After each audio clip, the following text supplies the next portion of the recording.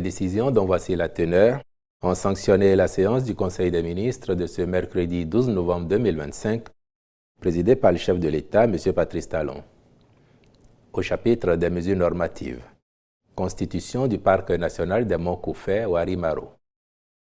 Le gouvernement a défini une politique de conservation des espaces naturels boisés à divers endroits du territoire national pour créer un réseau de zones protégées. C'est dans ce cadre qu'une étude de faisabilité a été commanditée sur la reclassification des forêts classées des Monts Koufé et de Harimaro en parc national. Il en ressort que ce complexe forestier est encore bien conservé, dispose de ressources tant floristiques que fauniques pour lui conférer ce statut et que les populations, les dignitaires de même que les autorités locales des communes et villages riverains adhèrent à ce projet. C'est pourquoi, en adoptant le présent décret, le Conseil a instruit le ministre chargé du développement durable d'en assurer l'application diligente.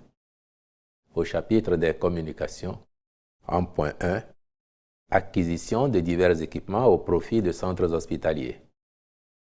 Cette opération vise à renforcer le plateau technique des unités d'imagerie médicale du Centre national hospitalier universitaire Hubert Koutoukou Maga et du Centre hospitalier universitaire départemental du Borgou en les dotant de serveurs informatiques, de consoles de lecture et de consoles de post-traitement d'images, de robots graveurs, de négatoscopes, ainsi que d'un ensemble d'équipements de visioconférence.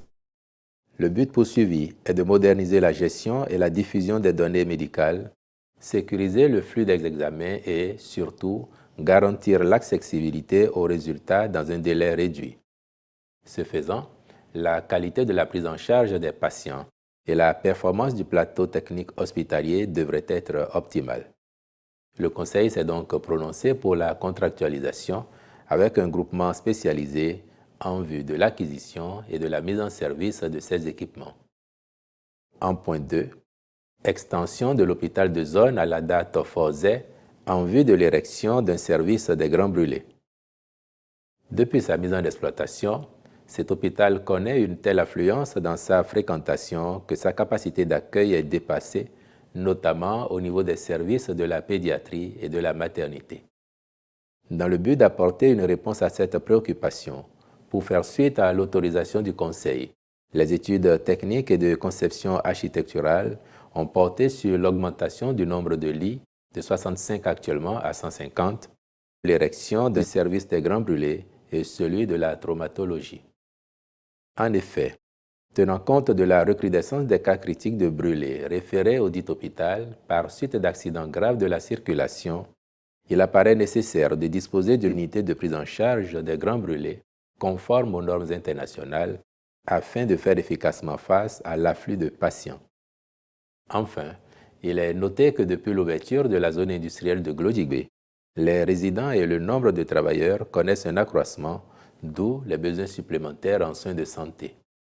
Le Conseil a marqué son accord pour la contractualisation avec une entreprise expérimentée au fin de réaliser ces aménagements devant faciliter la fonctionnalité optimale de cet hôpital. En point 3, construction d'un village de vacances Club Med à Vlekete dans la commune de Ouida.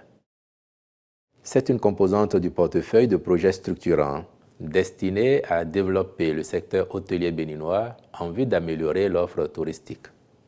Il s'agit de créer un village haut de gamme sur une superficie d'environ 25 hectares avec une offre de restauration de qualité.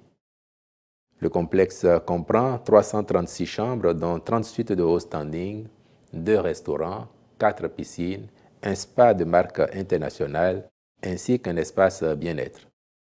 Y figurent également des terrains de tennis, de padel et de multisports, sans compter les activités nautiques. Le Conseil a donc autorisé la contractualisation avec une entreprise qualifiée, les travaux devant être conduits dans un délai de 2 ans. Au chapitre des rencontres et manifestations internationales, il a été retenu la participation de notre pays aux instances statutaires ordinaires du Comité permanent inter-État de lutte contre la sécheresse dans le Sahel, respectivement du 11 au 13 novembre 2025 à Ouagadougou au Burkina Faso et le 25 novembre 2025 à N'Djamena au Tchad, puis l'organisation d'une formation certifiante en responsabilité sociale en santé au Bénin du 17 au 22 novembre 2025 et du premier congrès international de la Société béninoise de santé au travail du 1er au 4 décembre 2025. S'agissant des mesures individuelles enfin, les nominations ci-après ont été prononcées. Au ministère du Cadre de vie et des Transports chargé du développement durable. Inspecteur général du ministère, M.